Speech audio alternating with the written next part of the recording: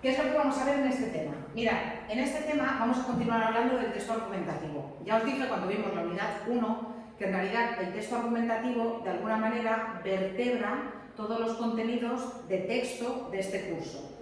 Porque en el primer tema habéis visto cómo se construye un texto argumentativo, digamos, canónico, un texto argumentativo tradicional, un texto argumentativo tal y como se pregunta en las pruebas y en los exámenes, tanto si vais a hacer exámenes de catalán como de Escuela Oficial de Idiomas, como de pruebas libres para preparar acceso a la universidad o acceso a ciclos formativos, seguramente os van a hacer escribir textos argumentativos y lo tenéis que hacer con aquella estructura que yo os di, pero sí que es verdad que en la vida cotidiana, y de eso es lo que nos vamos a encargar hoy, nos encontramos textos argumentativos que no siguen exactamente esa estructura.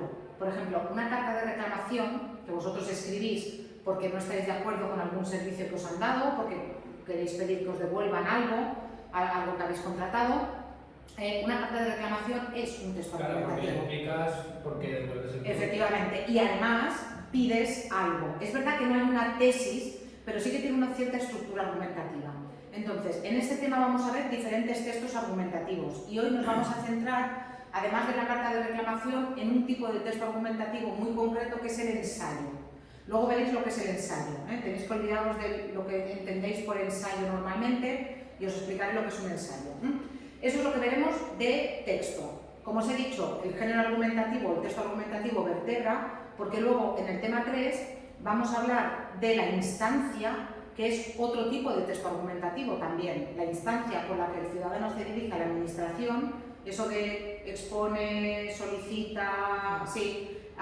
Una instancia también es un tipo de texto argumentativo, por eso os digo que en realidad todo tercero se trabaja en texto argumentativo. Respecto de la literatura, ¿qué es lo que vamos a ver? ¿Os acordáis que cuando terminamos de ver la literatura medieval hablamos del siglo XV como el siglo del pre-renacimiento, es decir, de transición hacia el renacimiento? Si el siglo XV era de pre-renacimiento, el siglo que va a venir a continuación, el siglo XVI, es el renacimiento. Vamos a hablar la semana que viene de lo que es el Renacimiento, de qué renace y de por qué es tan importante la literatura del Renacimiento.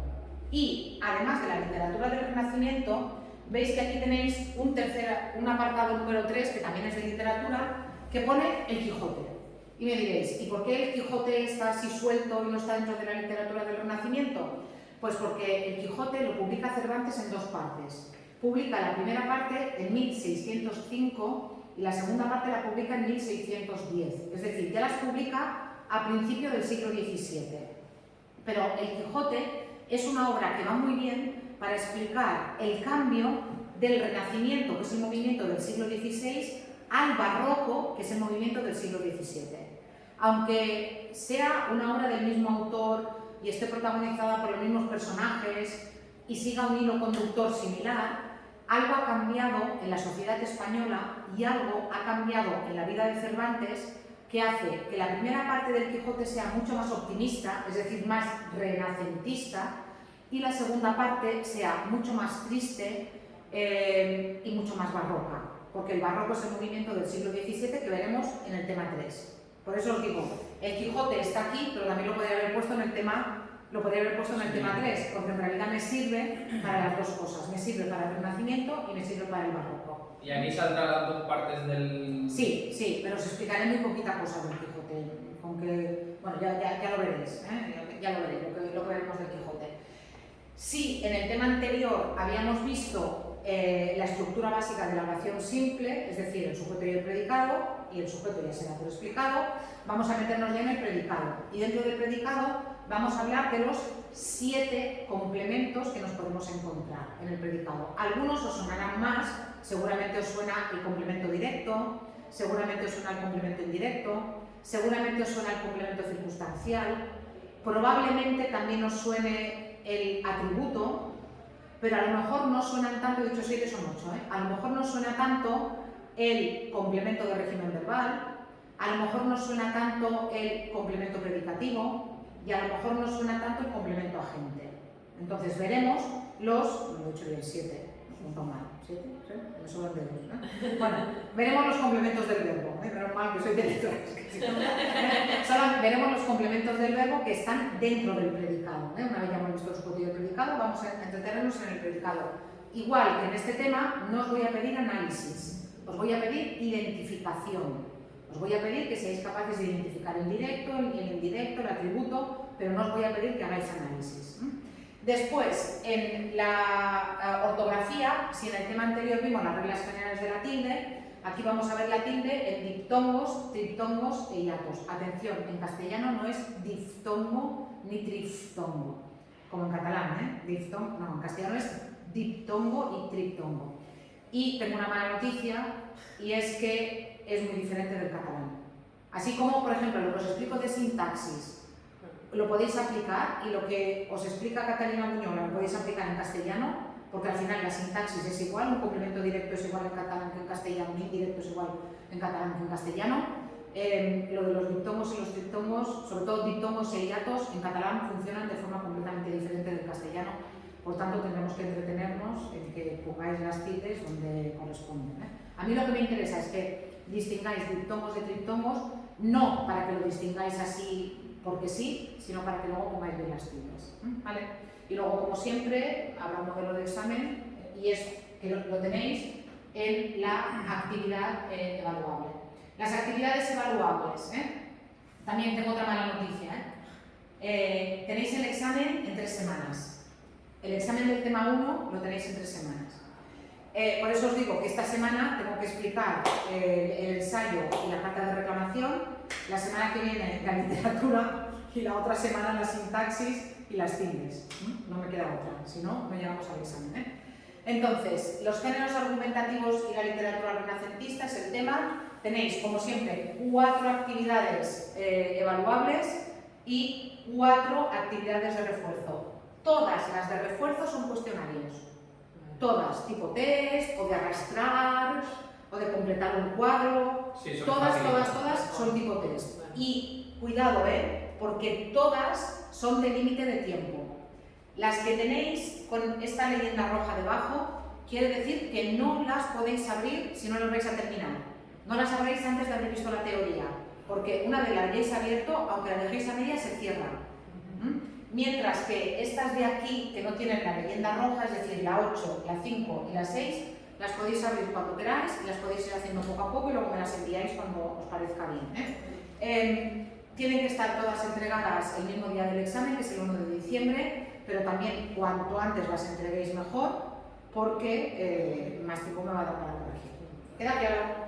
Venga, pues empezamos entonces ahora ya sí con los géneros argumentativos, y lo primero que os quería explicar del texto argumentativo es algo que ya os dije en el tema anterior, y es que aunque nosotros estemos estudiando la argumentación así de una forma sistemática, en realidad argumentamos continuamente en nuestra vida. Argumentamos cuando alguien nos dice: ay, venga, qué pereza me da ir a la cepa hoy, mira, está lloviendo, no voy. No, tienes que ir porque si no vas a clase después te va a costar más, después no lo vas a entender, después, aunque la profesora de castellano te vuelve el vídeo, luego no lo miras, además vente y así nos vamos a tomar luego un café y hablamos y no sé qué. Estáis argumentando. Claro, no estáis argumentando de una forma sistemática, pero estáis argumentando. Cuando decís ven a clase porque te conviene, estáis argumentando. Por tanto, en la vida cotidiana argumentamos constantemente, y no solamente argumentamos de forma oral. Por ejemplo, las sentencias judiciales son textos argumentativos. Un juez no condena a alguien a 3 años de cárcel porque sí, sino que se basa, bueno, hay algunos que no la encuentro la justicia que estoy grabando, pero bueno, esa es la teoría, sino que se basa en unas pruebas y a partir de esas pruebas llegan a una conclusión. Entonces, está construyendo un texto argumentativo. Muchas veces los textos científicos son textos argumentativos, como este de aquí de Charles Darwin del origen de las especies. Cuando Darwin explica cuál es el origen de las especies y dice que el ser humano no viene directamente de un poco de barro que Dios cogió, sino que es producto de la evolución, escribe un texto argumentativo, que por cierto le costó muchos sinsabores, tuvo muchos problemas en la Inglaterra del siglo XIX por decir que veníamos del mono, ¿sí? Es un texto argumentativo. ¿Y a este no le hicieron, no lo mataron? No, porque ya era el siglo XIX, Inglaterra. Siglo XIX y Inglaterra. Los textos periodísticos, que los estudiaremos en cuarto, los textos periodísticos de opinión, no de información, los textos periodísticos de opinión son también textos argumentativos. Una columna de opinión de un periódico, un editorial de un periódico, una crítica también. Una carta al director, de estas que aparecen en los periódicos, un comentario en redes sociales, son textos argumentativos. A veces son insultos, pero eso es otra cosa, ¿eh? Pero son textos argumentativos. Por tanto, utilizamos la argumentación continuamente. Hay textos publicitarios que también son textos argumentativos. Esto, he quitado aquí la imagen porque no se veía bien y me ha quedado aquí esto. Pero bueno, esto, como veremos también el texto argumentativo el año que viene, en cuarto me refiero nada. Y otra cosa, en la literatura también aparece el texto argumentativo. El texto argumentativo en la literatura puede aparecer de dos formas. Directamente en textos literarios o a través de un género literario que es el ensayo, que veremos ahora. ¿Cuándo aparece, por ejemplo, argumentación? ¿Os acordáis de la Celestina? ¿Os acordáis de que en principio Melibea no quiere a Calisto y que luego cambia de opinión? ¿Por qué cambia de opinión Melibea? Entre otras cosas porque ha ido Celestina y Celestina ha construido un texto argumentativo para convencer a Melibea de las virtudes de Calisto. Veréis a final de curso que cuando veamos la literatura del siglo XVIII, os voy a hablar de una obra de teatro que es El Sí de las Niñas, y veréis que en esta obra de teatro hay una parte que es argumentativa. Hay un personaje que se pone de cara al público y hace un monólogo. En realidad es un diálogo porque hay otros personajes al lado, pero nada, acaba siendo un monólogo hacia el público de por qué hay que evitar los matrimonios entre entre niñas de 15 años o de 14 años y hombres mayores. Y eso es argumentación dentro del texto literario, ¿sí? Pero con todo hay un género literario que es el género del ensayo, donde aparece la argumentación. ¿Qué es un ensayo? Si vais al diccionario de la RAE y buscáis la palabra ensayo, ya sabéis que hay una prueba, ¿no? Ese es el significado que nosotros conocemos normalmente. Ese es el significado que nosotros conocemos. Normalmente nosotros conocemos este significado de ensayo. Acción y efecto de ensayar. Y si fuerais a ensayar, pues eso, probar antes de representar o antes de exponer o lo que sea. Eso sería el sentido que nosotros conocemos de ensayo. Pero en literatura, cuando hablamos de ensayo, ¿de qué hablamos? Hablamos, atención, de un escrito en prosa, no en verso, no es poesía, sino que es escrito en prosa, en el cual un autor o autora desarrolla sus ideas sobre un tema determinado con carácter y estilo personales. Es decir, un ensayo en literatura es un texto argumentativo, pero atención, un texto argumentativo con un punto de vista original y con estilo. No solamente escribo de forma que mis ideas queden claras, sino que voy a escribir buscando la belleza del lenguaje, utilizando un léxico complicado, utilizando recursos estilísticos, haciendo que mi texto sea un texto argumentativo, pero que acabe siendo literatura por lo bien escrito que está. ¿Queda claro? Entonces, no os voy a hacer escribir ensayos, ¿eh? Ensayos, ya os digo, no es que no crea que no estéis capacitados, es que yo no estoy capacitada para escribir ensayos, ¿eh? Entonces, lo que sí que os voy a hacer, y de hecho tenéis la primera actividad que es eso, tenéis un ensayo y ese ensayo lo que tenéis que hacer es analizarlo, explicar por qué es un ensayo. Luego os diré que tenéis ejemplos. O sea, sacar porque efectivamente, luego tenéis un ejemplo analizado. Y fijaos, aparte del escrito en prosa, el ensayo acaba convirtiéndose, lo que os he dicho, en un género literario. Y cuando se habla de géneros literarios, ¿os acordáis que yo siempre os he dicho que los géneros literarios son tres? ¿Os acordáis? Sí, nos lo has dicho, que los géneros literarios son tres, ¿eh? Que cuando yo hablo de los géneros literarios, digo que los géneros literarios son, por una parte, la narrativa, bueno, esto quiere decir narrativa, ¿eh? Por otra parte, la lírica, y que por otra parte, el otro género literario es el teatro. Pero hay autores que añaden un cuarto género literario que sería el género didáctico. donde estarían, por ejemplo, las fábulas y donde estaría también el ensayo. ¿Por qué es un género literario? Porque está bien escrito, está escrito con voluntad de estilo, es decir, el autor quiere crear belleza con el lenguaje, pero es un género literario a través del cual se aprende. Esa es la característica también del ensayo, que es un género didáctico, es un género que nos enseña. Entonces, para que quede claro, para que quede claro, yo sé que es un concepto que a lo mejor no habíais estudiado hasta ahora, no sé, ¿habéis visto el Lesage en catalán o no? No. Vale, pues por lo que os decía, a lo mejor es un concepto que no habéis visto hasta ahora, pero pensad en lo que os digo. Si lo que tenéis es un texto argumentativo con un punto de vista original y muy bien escrito, lo que tenéis es un ensayo. Esa es la diferencia entre el texto argumentativo vulgar y el ensayo. Y normalmente los ensayos están escritos por filósofos, por pensadores, por escritores. Hay escritores que escriben normalmente novelas, que a veces escriben ensayos. Imaginaos que aquí, en lugar de escribir sobre la historia del Cid, que Arturo Pérez Reverte escriba un libro en el que explique cómo la figura del Cid ha sido el personaje literario más importante de toda la literatura española.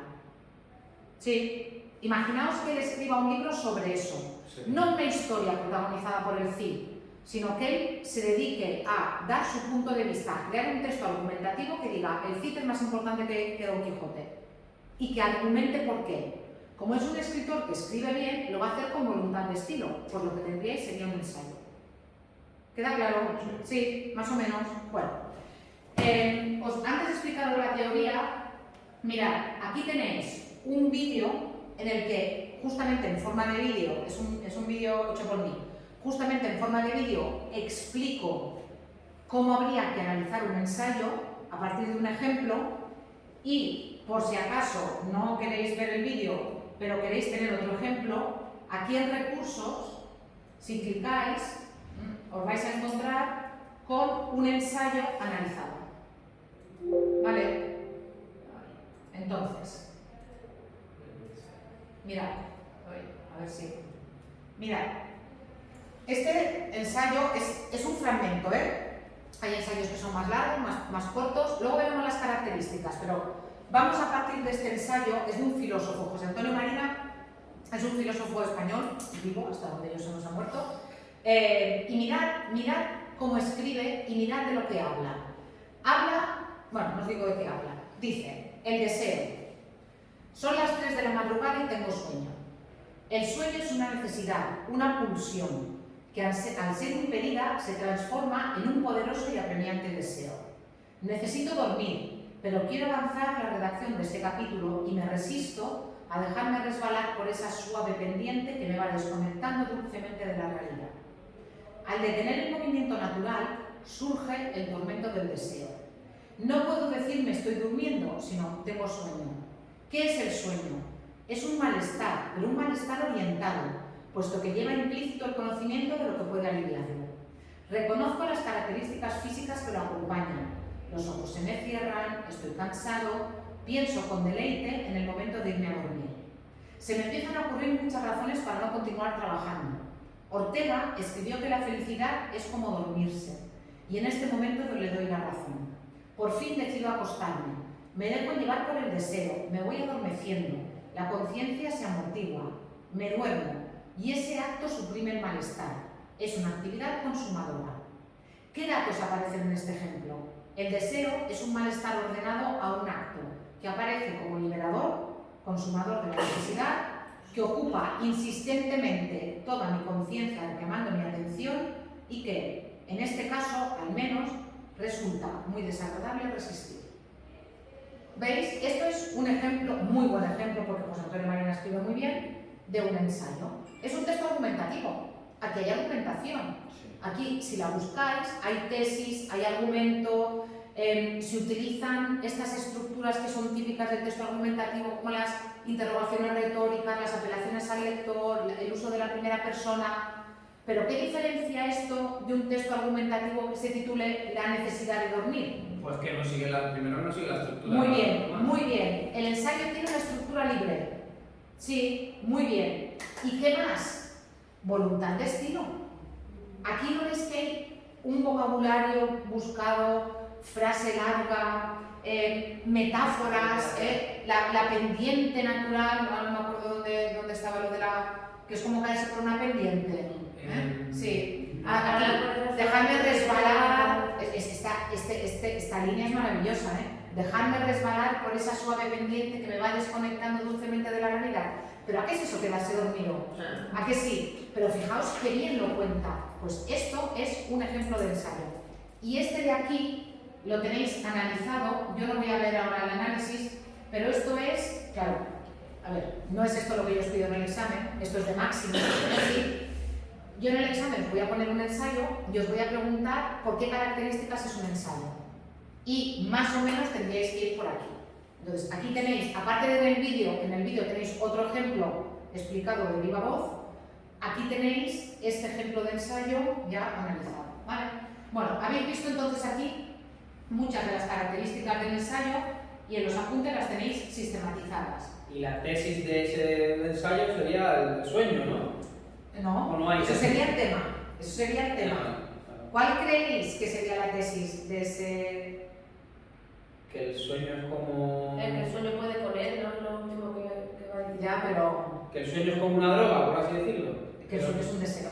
Sí. Que el sueño es un deseo. Un deseo que se cumple cuando te quedas dormido, pero que el sueño es un deseo. Por eso se llama el deseo, el título. El título, ¿no os acordáis? No era el sueño, No, era el deseo. Era el deseo, sí. Vale, venga, entonces, ¿cuáles son las características del ensayo? Primero, es un género literario. Que sea literario significa que está bien escrito y que está escrito buscando la belleza del lenguaje. A continuación, es un género argumentativo. No es expositivo, no es instructivo, es argumentativo. Por tanto, va a tener algunas de las características de las que habéis visto en el texto en el tema anterior, pero con estructura libre y con un lenguaje muchísimo más rebuscado. Hay un autor o autora que aborda un tema de forma reflexiva y no especializada. ¿Qué significa? Significa que un ensayo no tiene que ser una tesis doctoral. Si yo fuera, por ejemplo, un médico que estudia el sueño, no me iría al texto de José Antonio Marina, me iría a un texto médico sobre el sueño. Por eso digo que no es especializado. Y en teoría, los ensayos van dirigidos a un público general, aunque claro, interesado en la materia. Claro, A lo para que mejor todo el yo mundo leo- lo entienda. Efectivamente. A lo mejor yo leo muchos ensayos que tienen que ver con literatura o con cuestiones de lengua, pero yo, por ejemplo, no leo ensayos que tienen que ver con ciencia, cuando los hay, pero yo, por ejemplo, no los leo. Es el escrito personal y preferido por los autores para transmitir sus argumentos y, como os he dicho, importantísimo, se centra en el estilo. ¿Sí? Y normalmente el autor da un punto de vista determinado. ¿Cuáles son los temas del ensayo? Pues prácticamente cualquiera.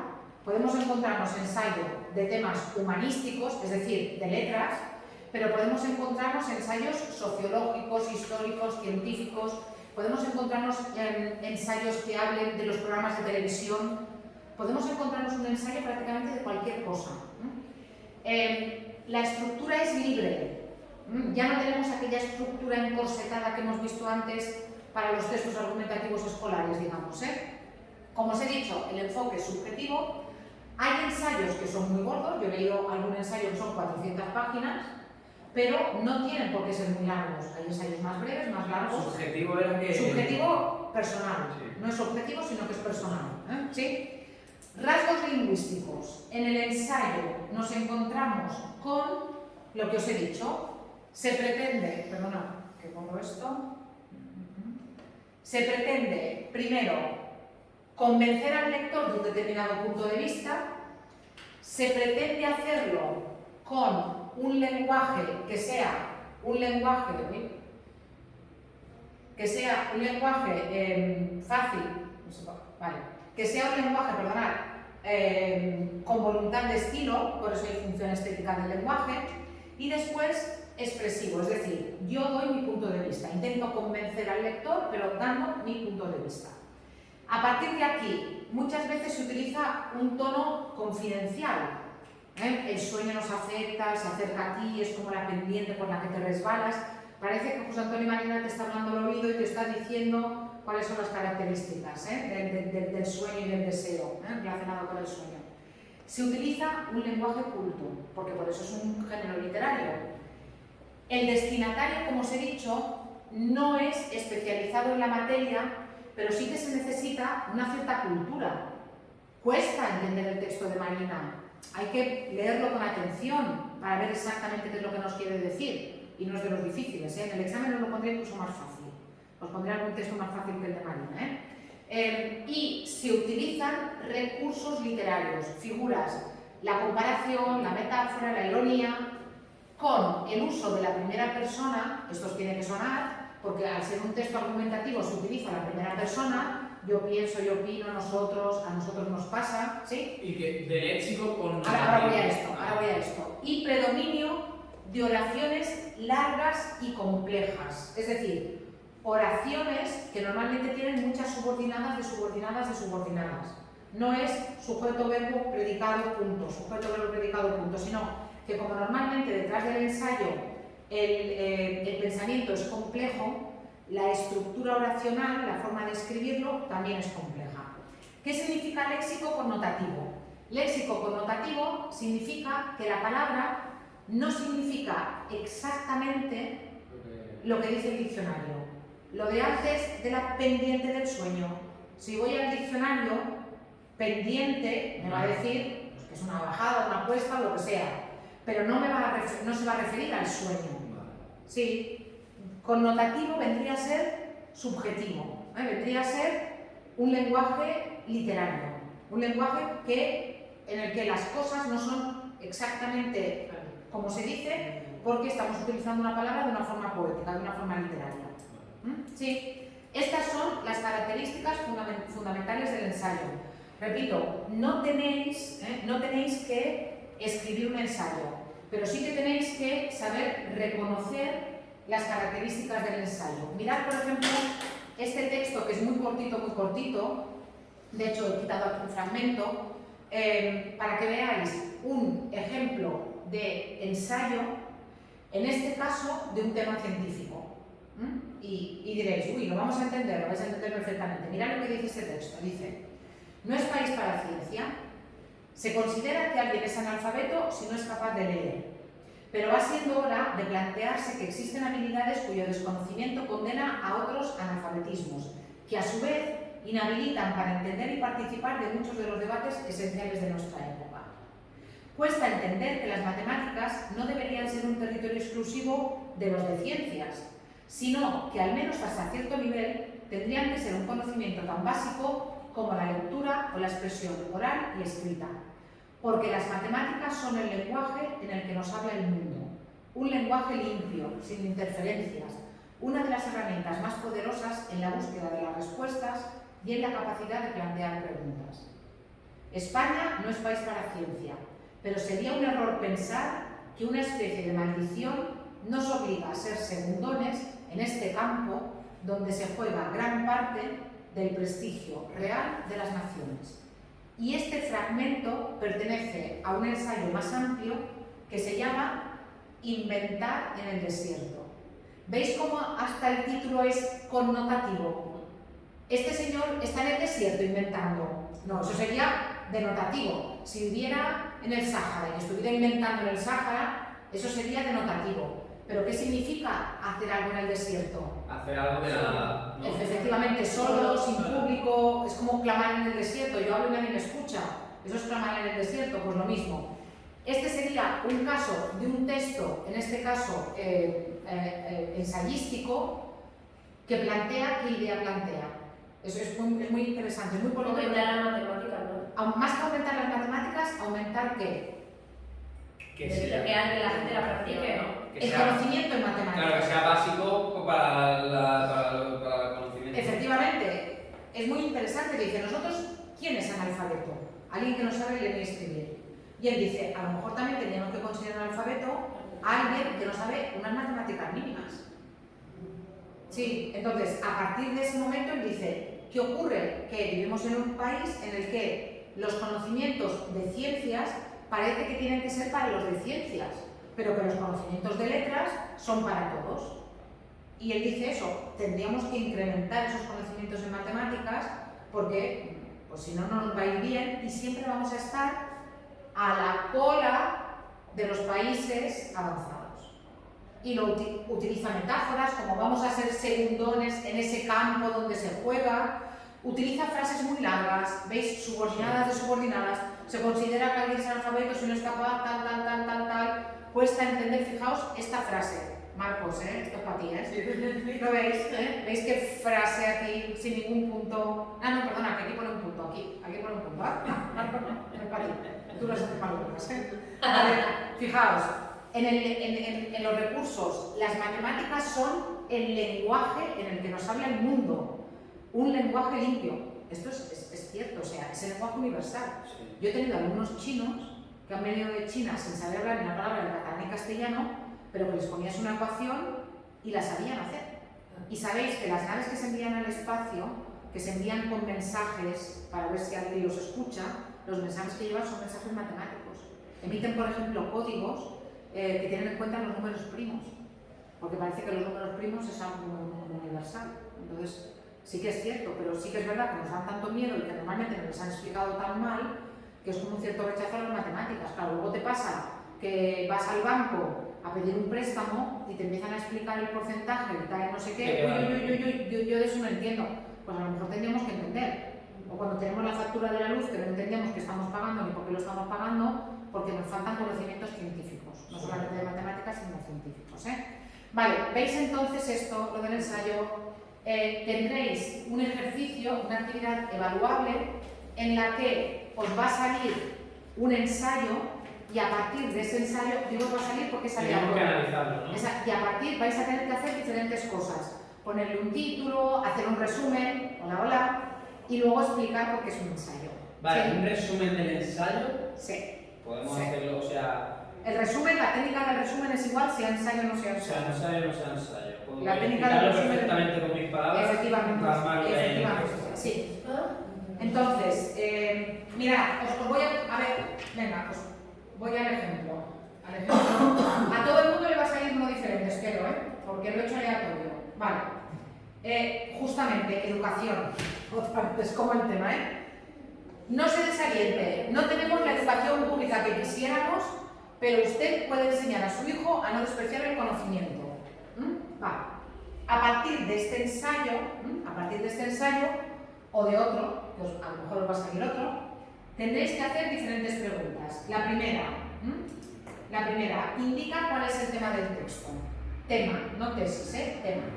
Después, resúmelo en 60 palabras, ya sabéis, sin copiar literalmente y aplicando la técnica del resumen.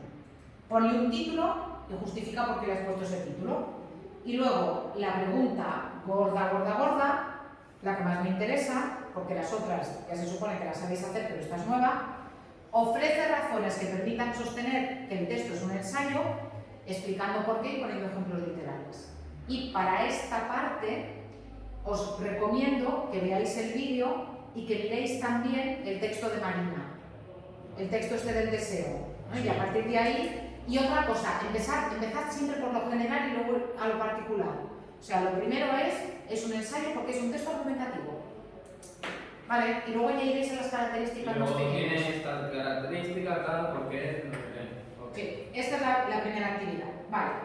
Venga, para terminar ya con esta parte de los géneros argumentativos, ahora vamos a ir a un texto que tiene una parte de argumentación muy importante, que es la carta de reclamación, y así también podéis hacer esta actividad. Mirad, a lo mejor lo sabéis, ahora, si antes en el ensayo estábamos en las nubes, estábamos ahí el lenguaje literario, los recursos, la literatura, temas filosóficos, la carta de reclamación, aún tratándose de un texto argumentativo, es bajar al suelo, bajar a la tierra. No sé si alguna vez habéis escrito alguna carta de reclamación, yo sí. Es despotricar, ¿no? Vale. No, pero cuidado, cuidado, Es reclamar algo, pero hacerlo bien. Hacerlo bien y saber hacerlo. y saber dónde hacerlo, y saber cómo hacerlo. Y te hacen caso, ¿eh? Te hacen caso. A mí, bueno, menos Vueling, que Vueling estos, en fin, yo le he ganado una reclamación a Ryanair. A Ryanair le he ganado una reclamación. A mí Ryanair me ha devuelto el dinero de un billete. O sea, esto es como, ¿eh? Y yo he puesto una reclamación por €1. Que me ha costado más el sello de enviar la carta que el euro. Pero me dio tanta rabia que yo he puesto una reclamación por €1.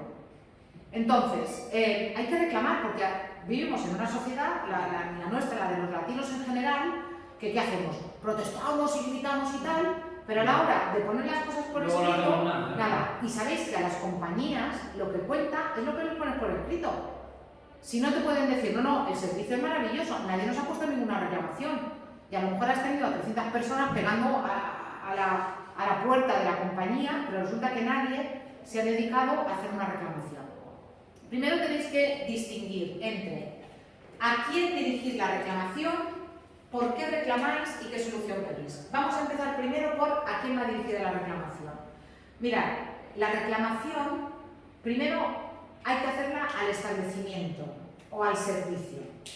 Si luego el establecimiento o el servicio no te escuchan o no te atienden, luego ya te puedes ir a la oficina del consumidor, a la oficina de consumo. Hay diferentes en los ayuntamientos y si no también en el Consell de Mallorca. Está en la calle Jesús y, por ejemplo, lo que tiene que ver con telecomunicaciones y lo que tiene que ver con compañías aéreas, eso se puede ir a poner directamente a la calle Jesús de Palma. Eso no va por ayuntamientos, ¿eh? Pero lo puede hacer por online, ¿no? Eso iba a deciros. Mirad, si entráis aquí a la reclamación de consumo, os explica lo que es una reclamación, os explica cómo tenéis que hacerlo, añadiendo el DNI y todo eso, e incluso, si no me equivoco, veis, aquí tenéis una reclamación autorrellenable. Antes ponía esto, antes los alumnos tenían que rellenarlo aquí, tenían que hacerlo aquí y rellenarlo aquí, pero resulta que había muchos alumnos que tenían problemas para hacer el envío mediante la manita. Entonces, como tenían muchos problemas para hacer el envío mediante la manita, porque aquí hay que rellenarlo y luego hay que descargarlo. Y resulta que había algunos que tenían muchos problemas, entonces ahora la actividad he puesto que lo escribáis todo. ¿Me entendéis? Pero si queréis intentarlo así, os puedo poner también la opción de que lo hagáis aquí y de que me lo enviéis mediante la manita, como queráis. ¿Vale? ¿Me explico? Mediante la manita esa. El envío. Rellenarlo aquí, bajar esto y adjuntarlo. Y si no, lo podéis hacer directamente en forma de cuestionario, no lo veréis, ¿eh? Pero esta, que es la reclamación oficial, tiene las partes que vosotros tendréis que seguir siempre en una reclamación. Lo hagáis mediante un impreso online, mediante un formulario online, o lo hagáis a mano o a ordenador, la reclamación tendría que tener las siguientes partes. Primero, los datos de la persona que está reclamando. Vuestros datos completos. A continuación, los datos de la empresa a la que reclamáis. En este caso, además, también se pide cuál ha sido la forma de contacto con la empresa, si ha sido in situ o si lo habéis hecho a través, yo que sé, de una plataforma o lo que sea. Y luego, atención, dos apartados más que son muy importantes. Uno, descripción de los hechos que motivan la reclamación. Importante, o sea, ¿qué es lo que me ha pasado a mí? Y, a continuación, ¿qué pretendo conseguir? Luego veréis un ejemplo redactado. Entonces, por una parte, ¿qué es lo que me ha pasado? ¿Qué es lo que yo compré y me han dado? ¿Y qué es lo que yo pretendo? Cuidado, porque hay muchas leyendas urbanas de que alguien en Estados Unidos se quemó con un café de McDonald's y le dieron 1.000 millones de euros. Cuidado con ese tipo de leyendas urbanas, porque al final no es así. Evidentemente, mi reclamación tiene que responder con proporcionalidad. O sea, lo que yo pido tiene que ser proporcional. Claro, porque además estás escribiendo lo que quieres. Efectivamente, estás escribiendo lo que quieres. Y luego, también la documentación que se adjunta. ¿Vale? Y veréis que después a continuación tenéis la fecha y la firma. Sí, bueno, y aquí os explica cómo hay que rellenarlo. O Pero sea, ahora, que depende de la gravedad de la reclamación, tendrías que hablar hasta con un abogado, ¿no? Si es claro, grave. no. Si luego tú vas a consumo y una vez has ido a consumo, en consumo no te hacen caso, porque consumo al final es como una junta arbitral. Consumo lo que hace es que pone en contacto al consumidor, sin que tenga que ir el consumidor, con la compañía. Es decir, la oficina de consumo le dice a Ryanair, mira, tenemos esta reclamación de esta señora que pide esto. Nosotros pensamos que ella tiene razón. Por tanto, yo creo que te conviene hacerle caso, porque si no, vamos a pedirle al gobierno que te sancione. Vale. Entonces, la compañía Ryanair te hace caso o no te hace caso, y si después lo que te ha dicho Ryanair a ti no te convence, luego ya puedes ir a través de un proceso, a través de un abogado, lo que sea. Sí, queda claro. Mirad, eso que teníais allí en forma de formulario, lo tenéis aquí en forma de carta. Primero, los datos personales de la persona que reclama, completos. Teléfono, correo electrónico y todo eso, los datos que esa persona necesita pues, para que le den una solución. Los datos de la compañía a la que se reclama. La fecha. Esto es muy importante. ¿Por qué es muy importante la fecha? Porque hay un periodo para reclamar. Yo no puedo reclamar una cosa de hace 3 años. No puedo despertarme y decir, uy, es que una vez Ryanair me perdió la maleta, 3 años después. ¿La fecha es que pones la reclamación o la fecha en la que pasó? No, la fecha de la reclamación, porque luego aquí dentro pones la fecha en la que te pasaron te pasó el hecho, ¿vale? Y aquí tenéis un ejemplo, todavía tenéis un ejemplo de alguien que le pone la reclamación al establecimiento. Todavía no ha ido a consumo, le pone la reclamación al establecimiento. Y mirad lo que dice, muy señor mío, ¿vale? Primera cosa, la fecha y un saludo formal. Un saludo formal, nada de hola, nada de buenos días. ¿Qué pasa? Saludos cordiales, ¿se puede poner saludos cordiales? No, saludos cordiales al final. Ah, vale. Pero al principio no. Al principio, muy señor mío, señor tal, si sabéis el nombre del señor, formal. La forma no hay que perderla. Después, atención, lo que yo compré y lo que me dieron sería de la parte esta de la hoja de reclamación, descripción de los hechos. ¿Sí? ¿Qué es lo que yo compré? El pasado mes de julio, mi hermana y yo fuimos durante una semana desde la Corfu, Grecia, en un viaje organizado por su agencia. Cuando lo contratamos, ustedes nos ofrecieron una serie de ventajas como un hotel cerca del mar, cerca del pueblo, de 3 estrellas, con guías que nos esperarían en los puntos de llegada y nos orientarían, etc. Eso es lo que yo compré. ¿Qué me dieron ellos? Desgraciadamente, los problemas comenzaron cuando llegamos a Atenas. Nuestro equipaje se había perdido y no había nadie de su compañía para ayudarnos.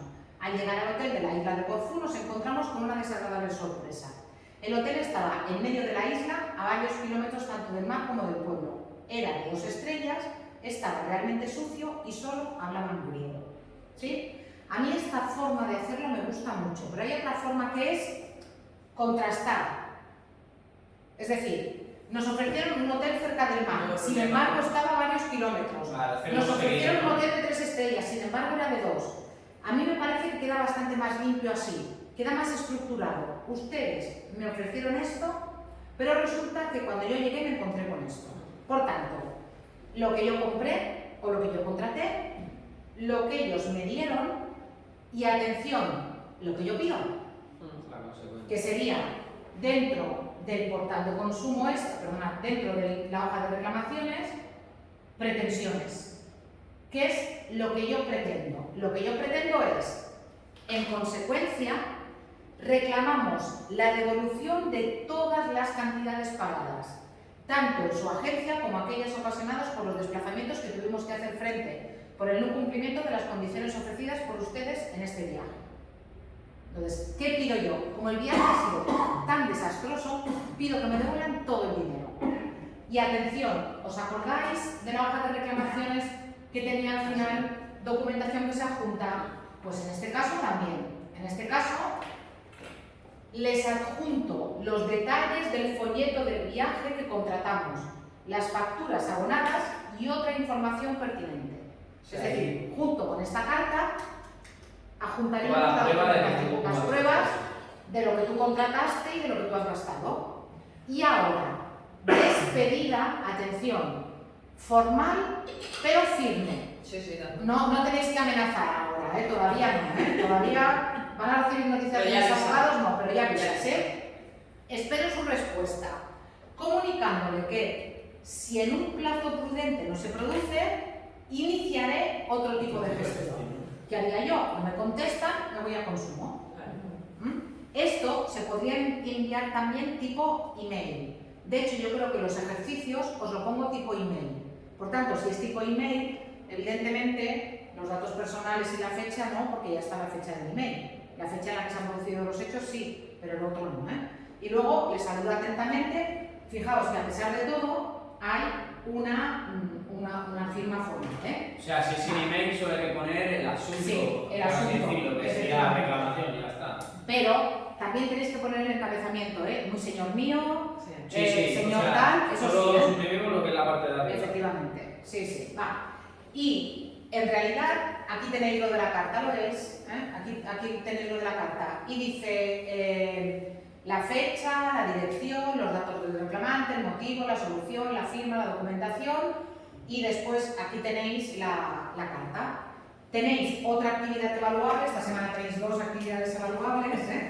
Y lo mismo, os voy a enseñar un modelo de los que os van a salir. Redacta una carta de reclamación, os van a salir diferentes, Vale, mirad, vuelo en globo por Mallorca. Esta es la propaganda real. Hay una empresa, no sé si lo sabéis, hay una empresa en Mallorca que organiza viajes en globo. Vale, entonces, vuelo en globo, descripción del vuelo en globo, tal, y ahora, ¿sí? Esto es lo que te ofrecieron. Sin embargo, una vez allí... perdona, espera, que empieza aquí arriba. Después de ver el anuncio que sigue, ¿te pareció una buena idea regalar un vuelo en globo a tus padres por su aniversario de bodas? Esa es la descripción y, sin embargo, una vez allí, nada fue como estaba anunciado. Y la experiencia fue un desastre en todos los sentidos. Quieres que te devuelvan el dinero, pero ni Atrápalo.com, que es la empresa por la que has comprado, ni la empresa organizadora Mallorca en Globo responden a tus correos electrónicos.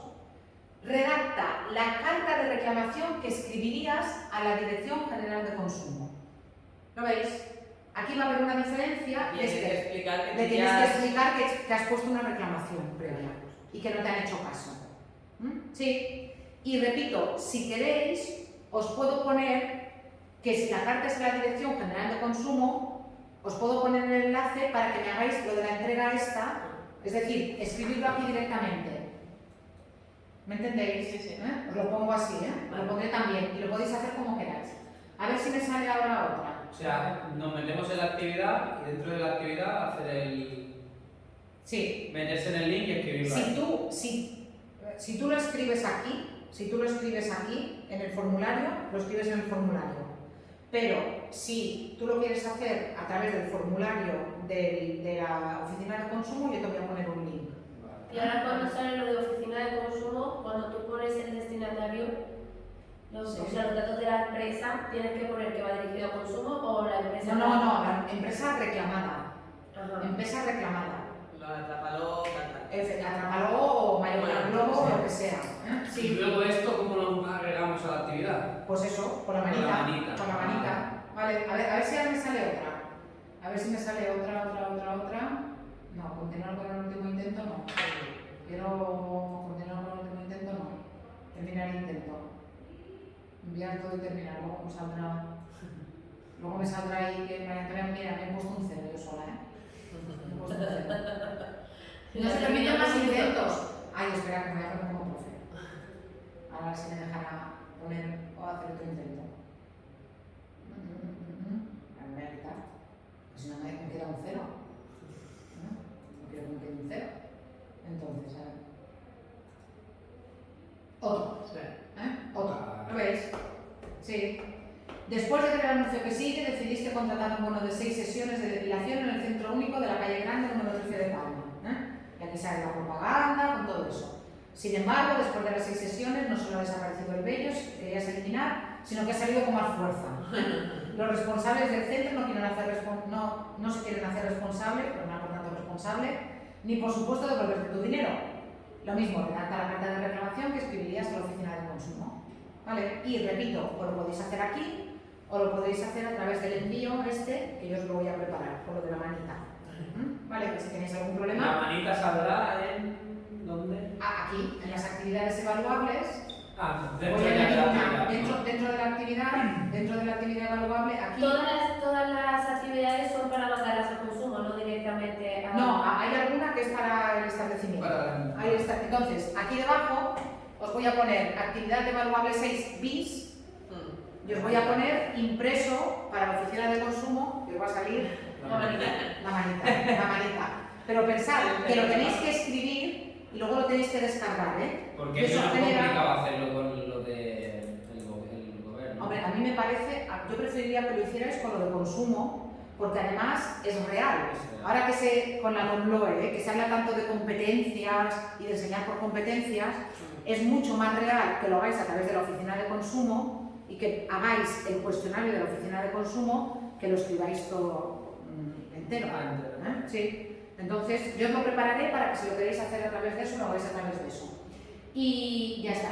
Y con eso ya nos hemos comido toda la primera parte del tema. El día del examen, os digo, porque además lo tenéis así en el modelo de examen, os voy a poner un ensayo para que me expliquéis por qué es un ensayo, pero también os voy a hacer escribir o una carta de reclamación o un correo de reclamación.